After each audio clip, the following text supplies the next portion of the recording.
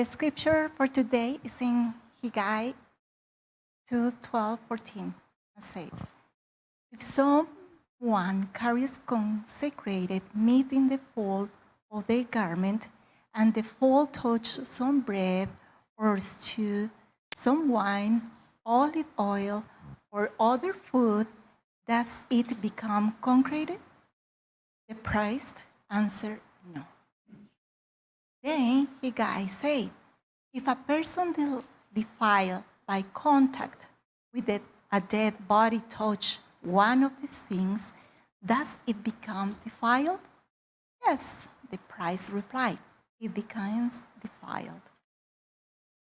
Then Haggai said, "So it is with these people and this nation in my sight, declares the Lord. Whatever they do and whatever they offer, that is defiled." Amen.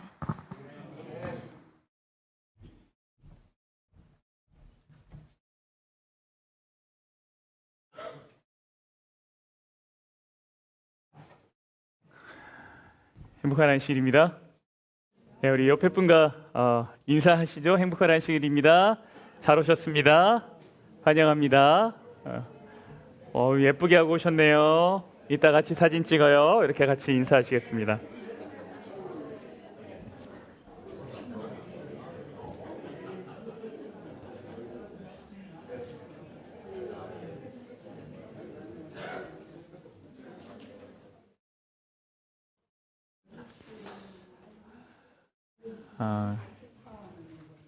참여해 주신 모든 분들을 진심으로 환영합니다.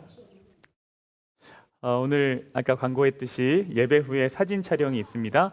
기억하셔서 모든 분들이 잘 예쁘게 사진 촬영하면 좋겠고요. 이를 위해서 아마 의자도 냅둬야 되고 이게 뭐 정리해야 되는 일이 있는데 우리 집사님들께서 신속하게 잘 도와주시기를 부탁드립니다. 지난 시간 우리가 학개서 1장을 중심으로 하나님에게 첫 번째는 누구다 그랬어요? 하나님한테 제일 중요한 건 누구였습니까? 우리였다. 이런 제목으로 말씀을 나누었습니다. 하나님은 우리에게 대단한 것, 엄청난 것, 화려한 것, 이런 것을 원하시지 않았습니다. 하나님이 원하시는 것은 무엇이었습니까? 하나님과 나와의 관계. 하나님이 원하는 건 그거였다. 저희가 이런 말씀을 나누었죠. 오늘 역시 지난 시간에 이어서 학개서를 좀 볼 텐데요. 지난 시간을 좀 정리를 하면서 이어가겠습니다. 오늘의 제목은 거룩과 부정입니다. 잠깐 기도하겠습니다. 하나님, 이제 우리가 말씀을 엽니다. 살아계신 하나님, 살아있는 말씀을 우리가 경험하게 하여 주시옵소서. 예수님 이름으로 기도합니다. 먼저 지난 시간의 내용을 좀 연결해서 생각해 볼 텐데요. 하나의 통일 국가였던 이 유다라는 나라가 솔로몬 왕 이후에 두 개로 나눠집니다. 위에를 북방 이스라엘, 아래를 남방 유다, 그래서 두 개로 나눠지게 되었고, 이스라엘이라는 나라는 BC 721년에 아시리아에 멸망을 당하게 됩니다. 남방 유다에는 예루살렘 성이 있었는데요. 이 남방 유다가 바벨론에게 멸망당하면서 예루살렘이 무너지게 되었습니다. 그리고 예루살렘이 무너진 지 70년쯤이 지났을 때에 고레스라고 하는 페르시아의 왕이 이스라엘 백성들에게 다시 돌아가서 성전을 지으라고 명령을 내리죠.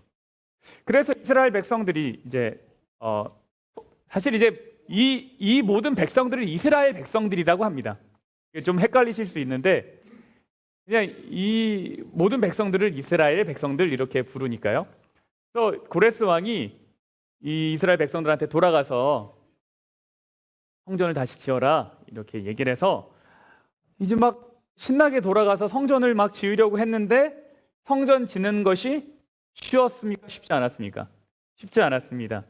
왜 그랬어요?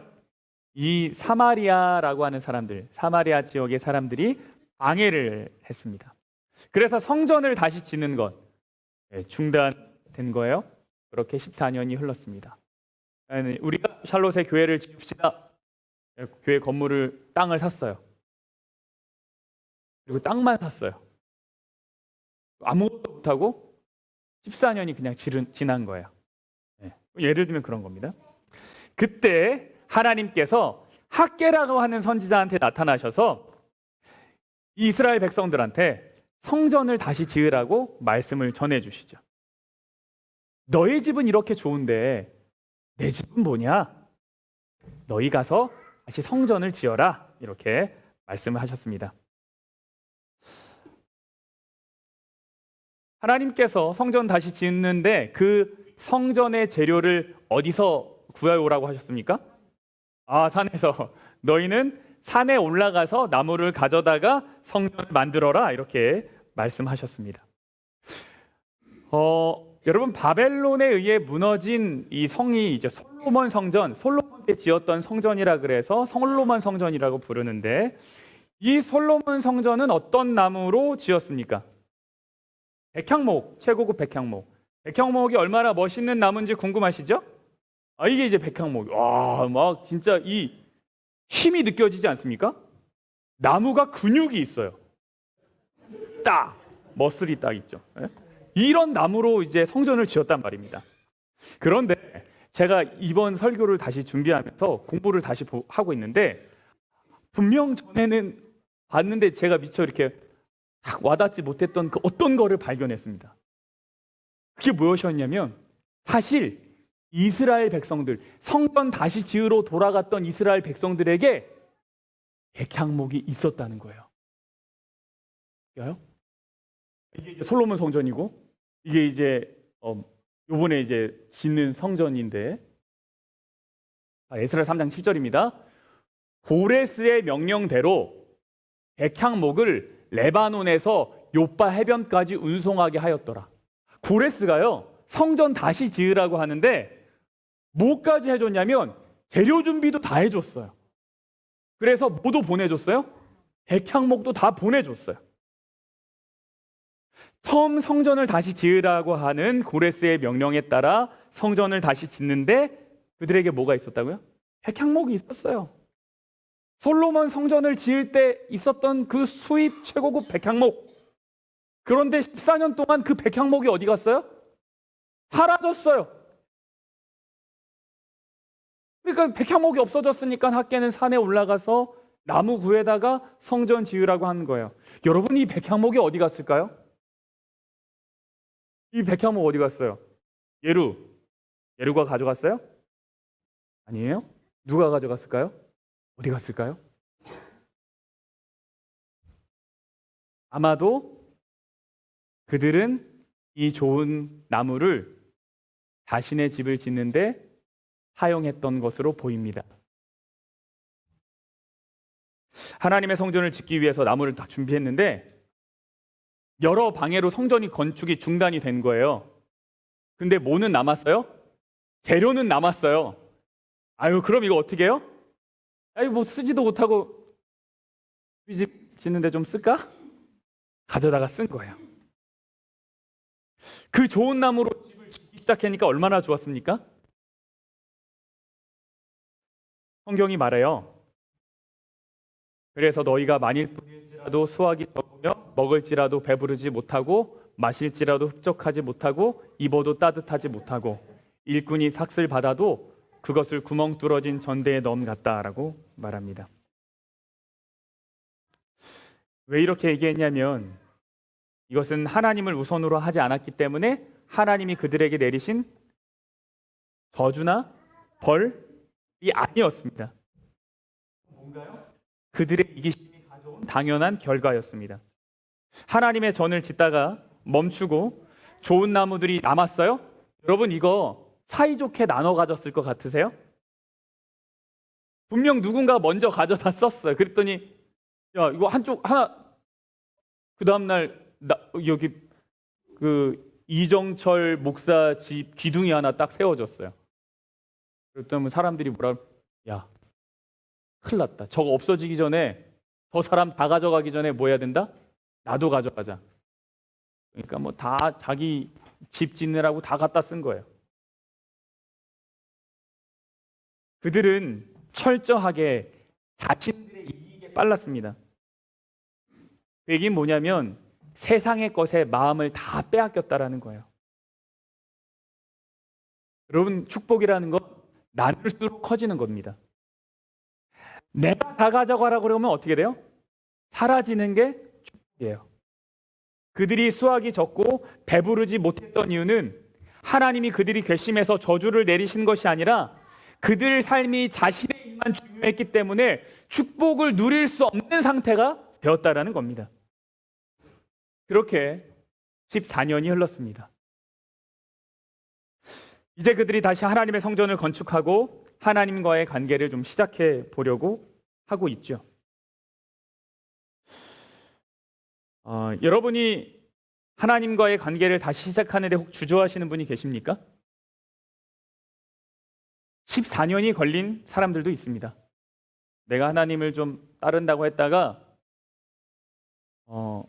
이래저래 바빴어요. 내일에 바쁘고 뭐 하다 보니까 미처 하나님과의 관계를 생각하지 못했어요. 그렇게 시간이 지났어요. 14년이 지났습니다. 그래도 뭐 할 수 있어요? 다시 관계를 시작할 수 있어요. 그것보다 더 오래 걸린 사람들도 있어요.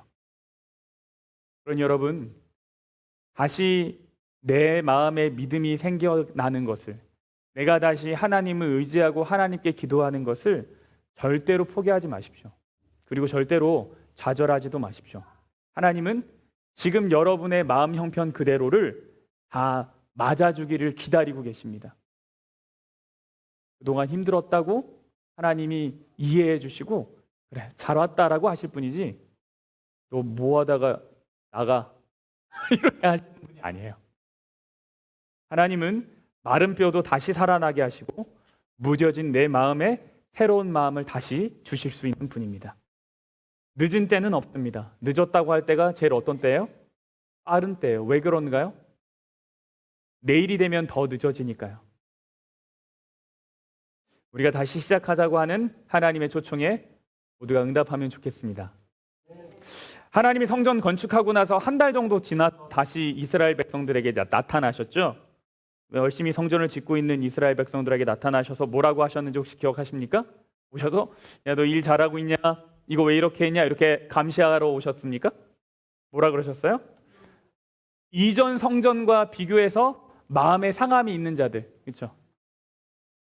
이 성전이랑 이걸 딱 비교하더니 옛날엔 진짜 멋있었는데 지금 저게 뭐냐? 막 이러고 막 속상해하고 있는 사람들, 그 사람들 위로하셨어요. 뭐라 그러셨냐면 내가 함께 하니까 괜찮아 이렇게 말씀하셨어요.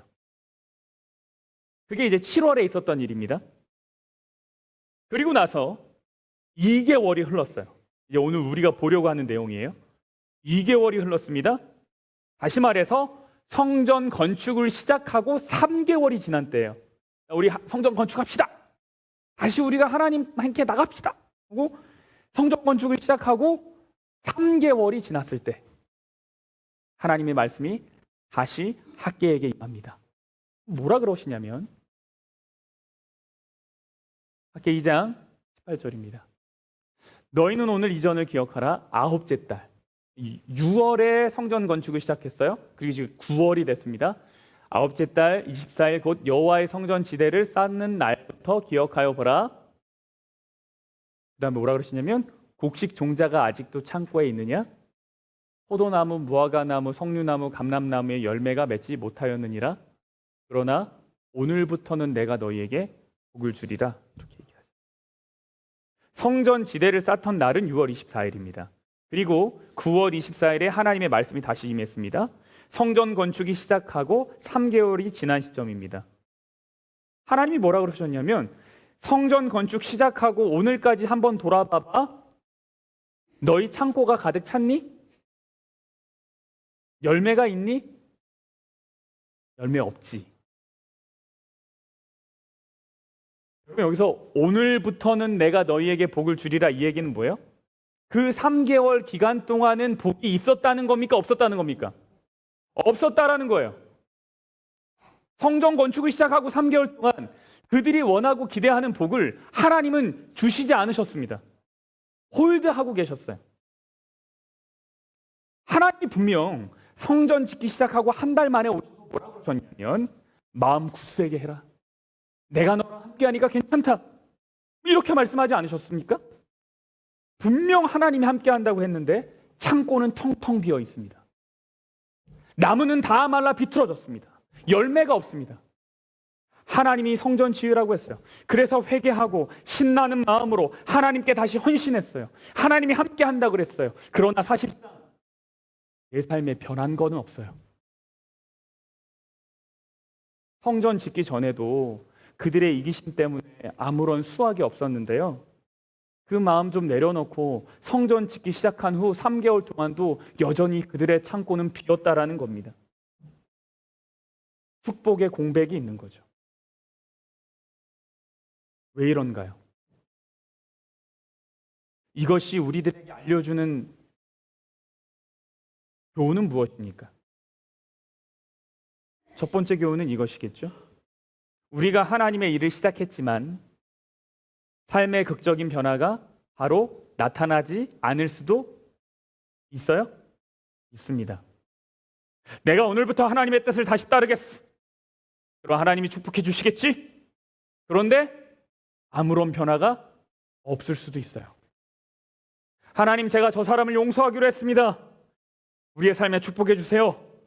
그렇게 결심했는데 아무런 변화가 없을 수도 있어요. 저 사람의 행동이 그대로 똑같이 행동할 수도 있어요. 그럼 그때 포기하고 하나님 믿어봐야, 기도해봐야 소용없구나, 이렇게 해야 할까요? 아니죠. 우리에게는 뭐가 필요합니까?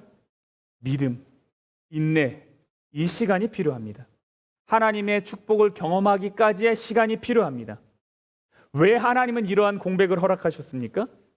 축복이 거래가 되지 않도록 하기 위함입니다. 내가 헌신했으니까 하나님이 축복해 주시겠지? 라고 하는 식의 생각을 하지 못하도록 하시기 위함입니다.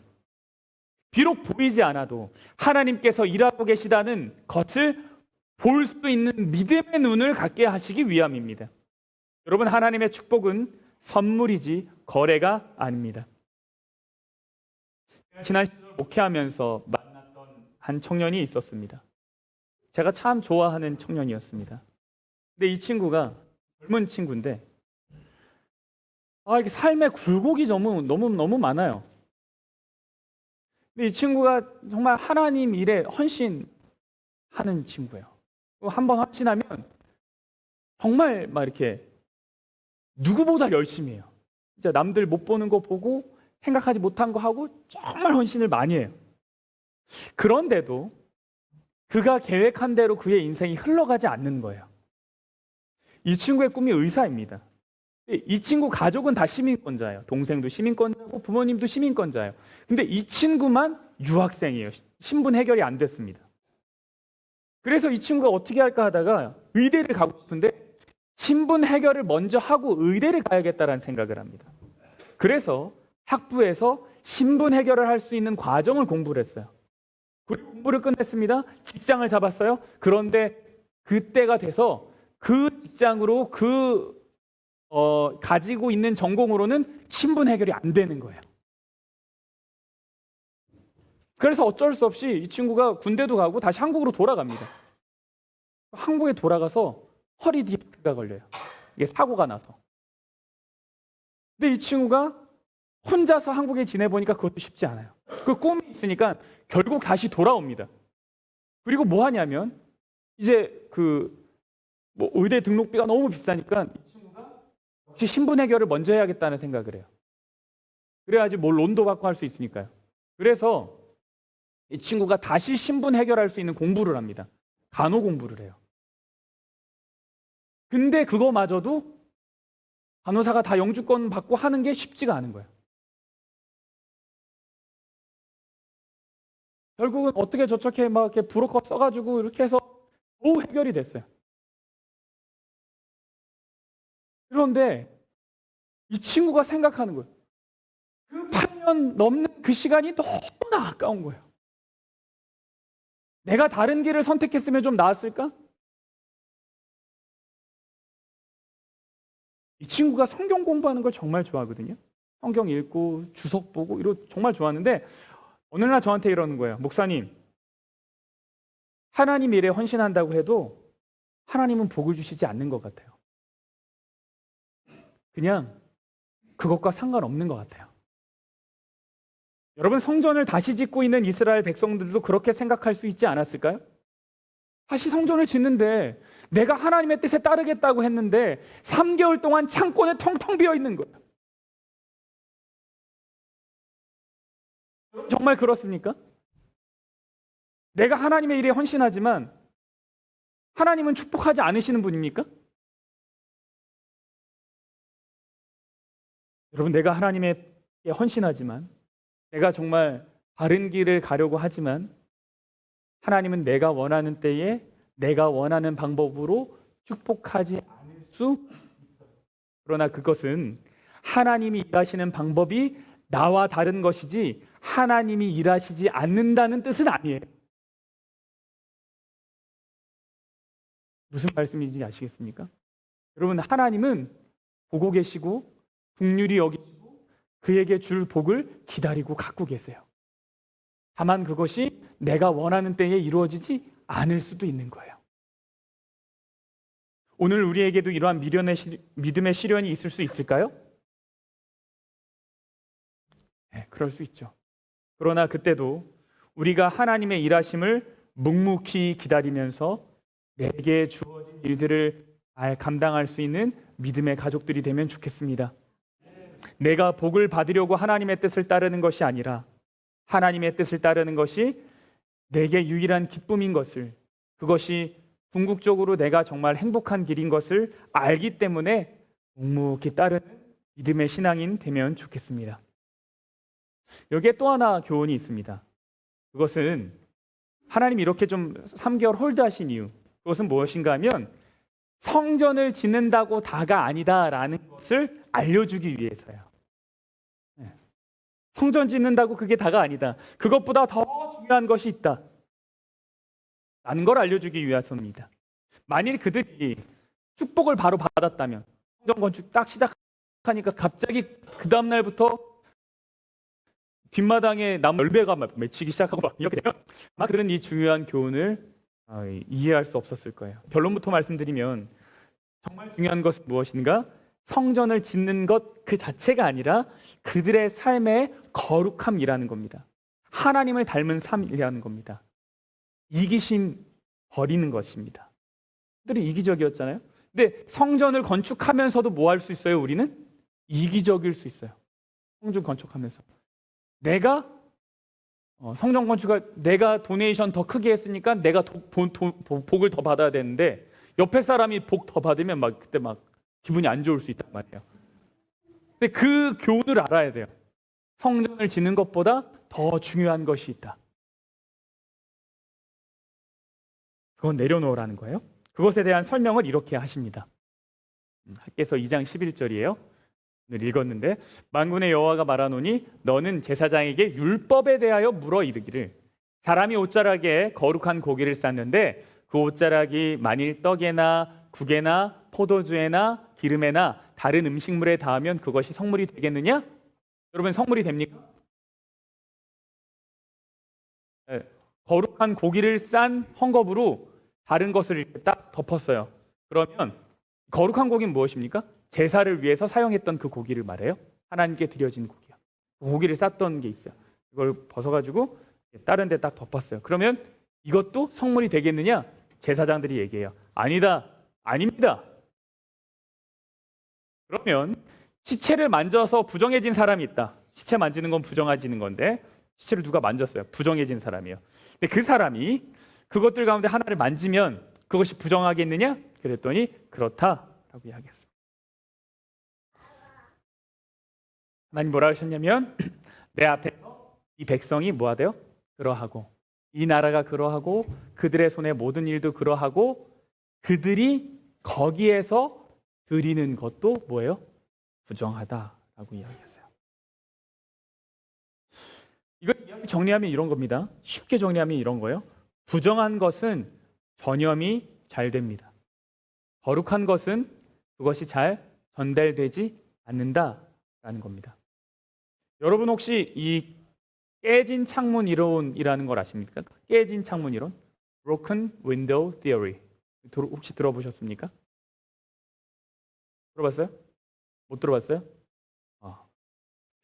이 깨진 유리창 이론, 창문 이론이라는 건 1982년에 미국의 범죄학자 제임스 윌슨과 조지 켈링이 제안한 이 사회 무질서에 관한 이론입니다. 이 사회가 이렇게 좀 어지럽고 무질서해질까? 이거에 대한 조사였어요.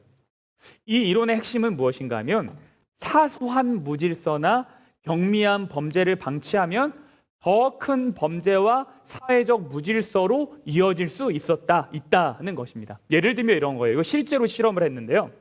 구석진 골목에 2대의 차량을 놓고 두 차량의 이 앞에 본네트라고 하죠. 앞에를 다 열어놨어요.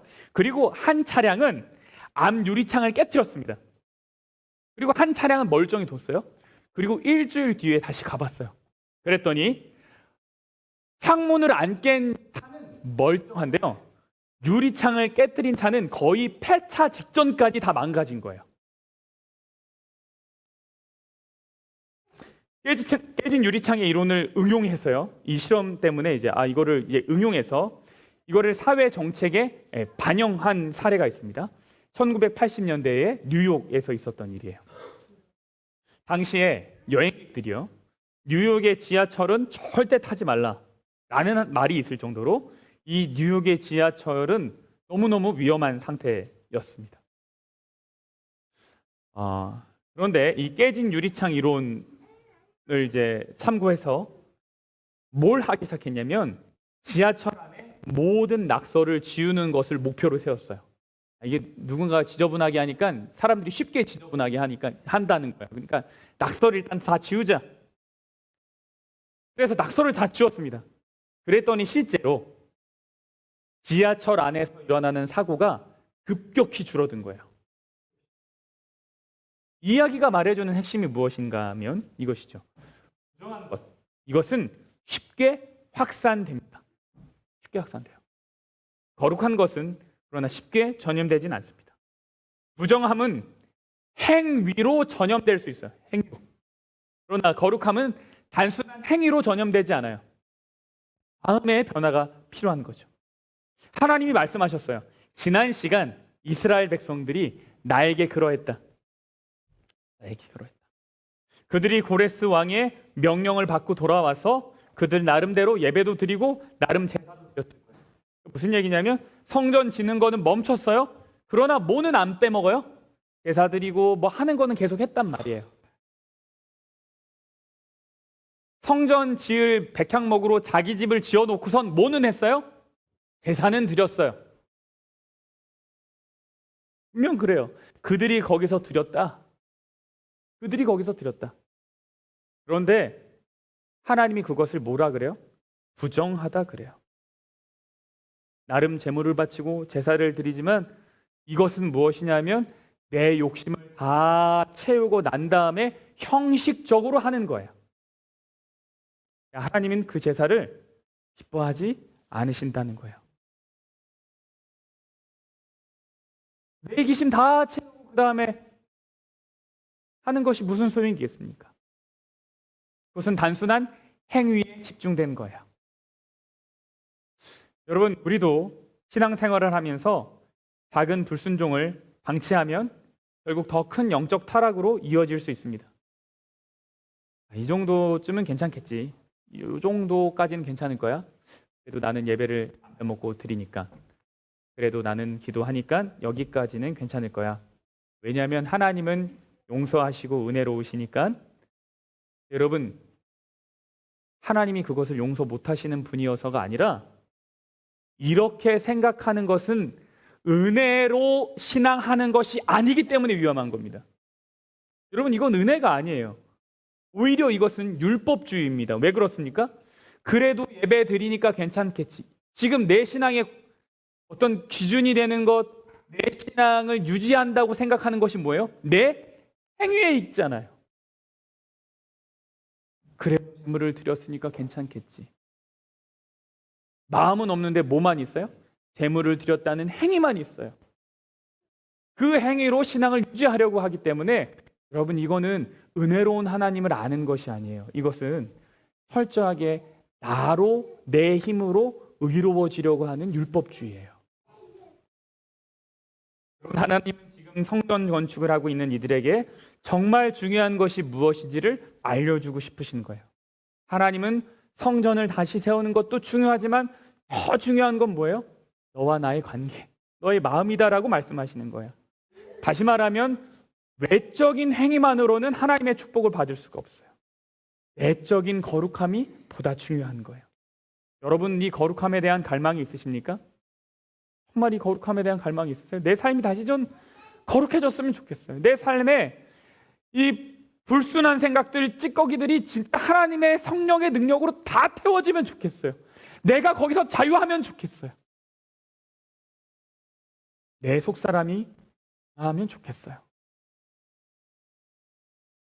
오늘 우리는 학개서 2장을 다루었습니다. 여러분, 학개서가 성경에 오바댜 다음으로 제일 짧은 책이에요. 2장으로밖에 안 이루어져 있어요. 그래서 여러분, 마음만 먹으시면 하루면 뭐예요? 아침에 10분이면 금방 읽을 수 있어요. 다시 한번 읽어보십시오. 내가 다시 성경을 읽고 싶은데 뭘 읽을지 모르겠다. 말씀을 기억하시면서 학개서를 한번 읽어보십시오. 오늘의 내용을 정리하면 이렇습니다. 하나님의 약속이 이루어지기까지, 그 축복이 오기까지의 시간이 필요해요. 우리는 믿음의 눈으로 그걸 볼 수 있어야 돼요. 두 번째는 우리의 삶의 진정한 문제는 거룩함의 문제, 내 마음의 문제라는 겁니다. 여러분, 한 주간 우리의 삶에 하나님이 믿음을 허락하셔서 우리 모두가 인내하고 하나님의 축복을 기대하고 바라는 그런 신앙인이 되기를 간절히 바랍니다. 단순한 행위가 아니라 내 마음의 거룩함을 갈망하는 그런 우리 모두가 되기를 간절히 바랍니다. 우리 이제 일어나셔서 함께 찬양하겠습니다.